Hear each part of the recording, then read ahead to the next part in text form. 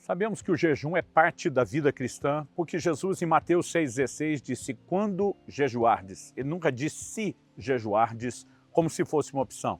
Também em Lucas, no capítulo 5 e no verso 35, ele garantiu, falando sobre os seus discípulos, eles vão jejuar. Mas a pergunta que muitos me fazem é, qual é o propósito do jejum? Esse é o assunto da nossa conversa hoje. Fique comigo e nos próximos minutos nós vamos conversar mais a respeito disso.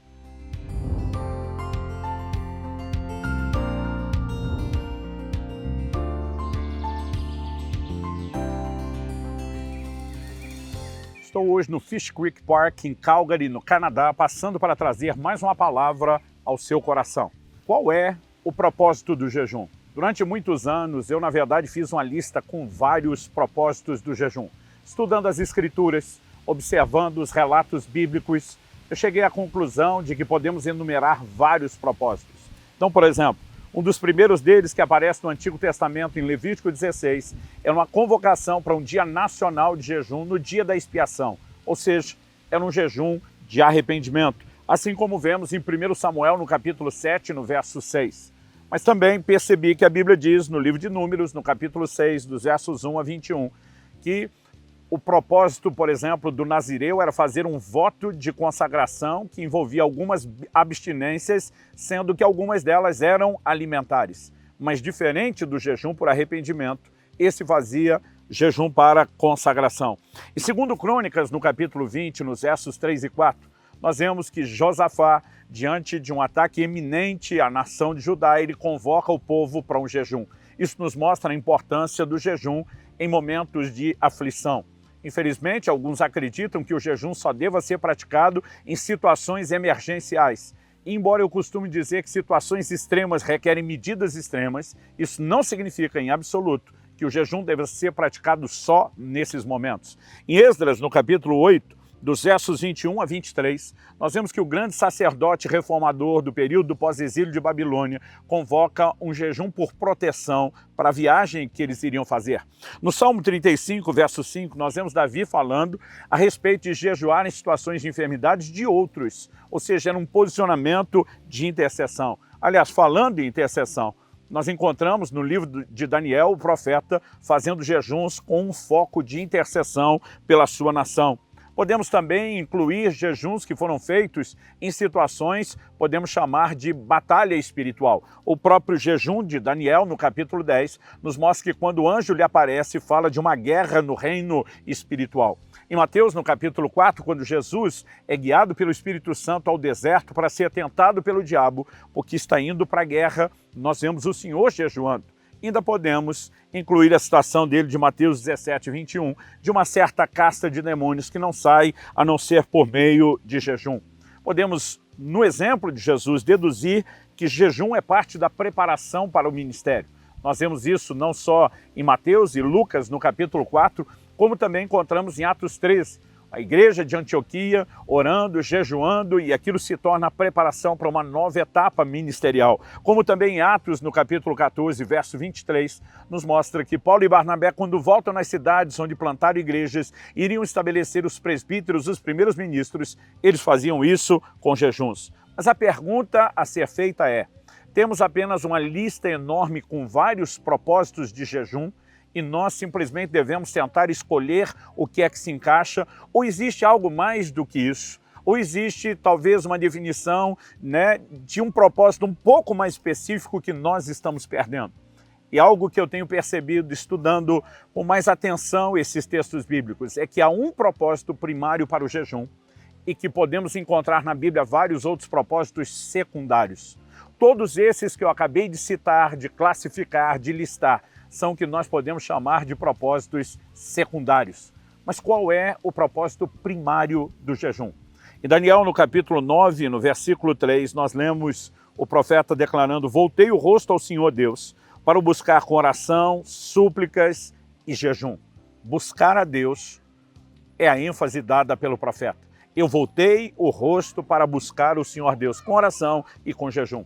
Em Joel, no capítulo 2, no verso 12, nós lemos ainda assim, agora mesmo diz o Senhor, voltem-se a mim de todo o coração, e isso com jejuns.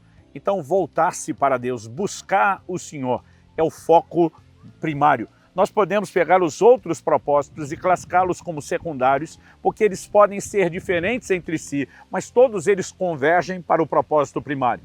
Então eu dei como primeiro exemplo de um propósito para o jejum, alguém que está jejuando para arrependimento. Essa pessoa está buscando a Deus, e essa pessoa está buscando a Deus para vencer o pecado.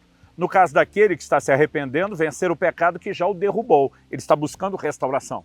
Mas aquele que está jejuando e buscando a Deus em consagração, ele também quer vencer o pecado, ele também está buscando a Deus, mas diferente do primeiro, ele não está procurando vencer o pecado que o derrubou.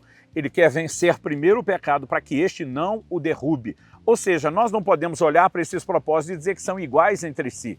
Eles serão diferentes entre si, mas o que todos eles terão em comum, uma busca a Deus.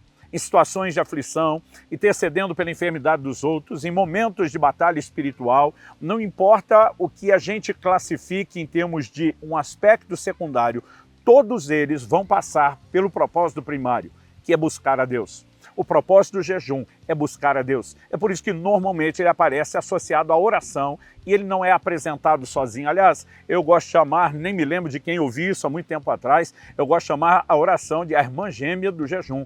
E, na verdade, eles caminham juntos, eles andam de mãos dadas. Mas o que eu e você precisamos de fato entender é que, embora a gente possa classificar efeitos do jejum, como, por exemplo, a mortificação da carne, né? a parte do nosso espírito se tornando mais sensível, isso traz mais para consequência do que para propósito. O propósito é buscar a Deus. E quando nós entendemos isso, a pergunta a ser feita é, para praticar o jejum, nós precisamos apenas escolher qual tipo de propósito secundário ele serve, sabendo que todos eles vão passar pelo primário, que é buscar a Deus?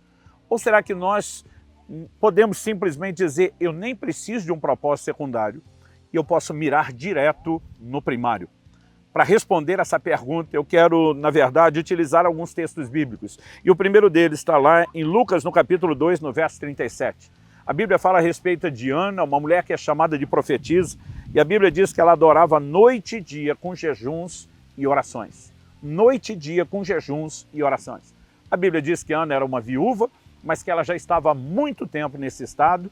Nada indica que ela está jejuando por conta de algum tipo de necessidade. Aliás, a Bíblia diz que ela fazia isso para adorar ao Senhor.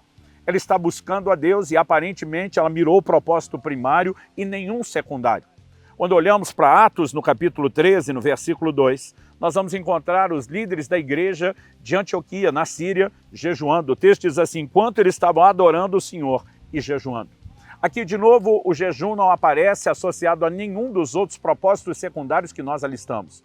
Mas ele mira o propósito primário, buscar a Deus, ministrar ao Senhor, adorar ao Senhor. O que é que esses dois textos têm em comum, além de estarem no Novo Testamento, terem sido escritos por Lucas e de focarem um jejum que concentra no propósito primário? O que eles têm em comum é o resultado. Nós percebemos que quer a gente fale de Ana, olhando para Lucas 2,37, que é chamada de profetisa e tem uma percepção e revelação a respeito do Senhor Jesus, como praticamente quase ninguém à sua volta tinha. Nós podemos dizer o mesmo a respeito dos líderes da igreja em Jerusalém.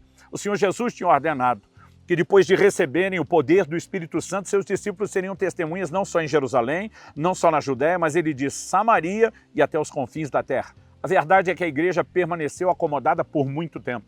O evangelho seria levado além de Jerusalém e Judéia para Samaria somente em Atos, no capítulo 8, por conta de uma perseguição, o que alguns estudiosos acreditam ter acontecido cerca de mais ou menos 8 anos depois do dia de Pentecostes. Ou seja, quando a gente lê depressa aqueles capítulos, parece que está tudo acontecendo de uma vez, mas é uma resposta lenta para aquilo que o Senhor Jesus havia dado. Mas é somente em Atos, no capítulo 13, que pela primeira vez a igreja vai praticar o que nós podemos chamar de missões intencionais e não meramente acidentais. Ali eles ouvem o Espírito Santo dizendo, separai-me Paulo e Barnabé para a obra que eu os tenho chamado. E aquela percepção, a liderança do Espírito Santo e a resposta dada a ela, iria gerar o maior movimento missionário da história da igreja. O que nós podemos encontrar nesses dois textos é que pessoas que focam no propósito primário normalmente estão desenvolvendo um relacionamento com Deus. Não apenas melhoraram a liturgia do seu culto, não apenas melhoraram a performance da busca, mas elas alcançaram um padrão diferenciado de resultados, que eu gosto de dizer que é consequência do foco primário ou do propósito primário do jejum sendo colocado em ação, buscar ao Senhor. Quando olhamos para o princípio bíblico da abstinência, não se trata meramente de sofrer, de fazer algum tipo de sacrifício. O que nós precisamos entender é que a Bíblia nos convida a, de vez em quando, dar uma pausa em prazeres e deleites que não são necessariamente ilícitos nem pecaminosos. Mas é como se a Bíblia estivesse nos orientando a pausar os deleites inferiores, para que a gente pudesse entrar na percepção dos deleites superiores. E quando eu e você fizemos do jejum não apenas a prática que o Senhor Jesus espera de nós, que a Bíblia nos orienta a fazer, mas de fato colocamos isso como uma maneira de expressarmos a nossa busca para com Deus, que é a razão pela qual nós existimos. Nós vamos perceber que a mortificação da carne não diz respeito apenas a vencer o pecado, mas diz respeito a perder um pouco de consciência das coisas terrenas para focar nas coisas celestiais. Quem jejua com frequência e regularidade costuma testemunhar as mesmas coisas. O centro de gravidade muda. O centro de gravidade da Terra puxa para baixo. O centro de gravidade do Reino de Deus puxa para cima. E de alguma forma, essa mortificação, que é um efeito colateral, ela melhora a condição não apenas da nossa busca, mas da percepção de Deus que teremos nessa busca, do nosso relacionamento com Ele. Eu diria, nos permite entrar num lugar de intimidade que é diferenciado. O jejum não produz nenhum tipo de mérito, mas ele produz um nível de quebrantamento, de despertamento para o nosso espírito, associado à oração, à adoração, à leitura bíblica, às outras disciplinas espirituais, que nos darão sensibilidade e melhorarão a capacidade de ouvir Deus e corresponder com Ele. Que Deus nos ajude a entender não só os propósitos secundários, mas o primário, e concentrar-se nele. É a minha oração por cada um de vocês, em nome de Jesus.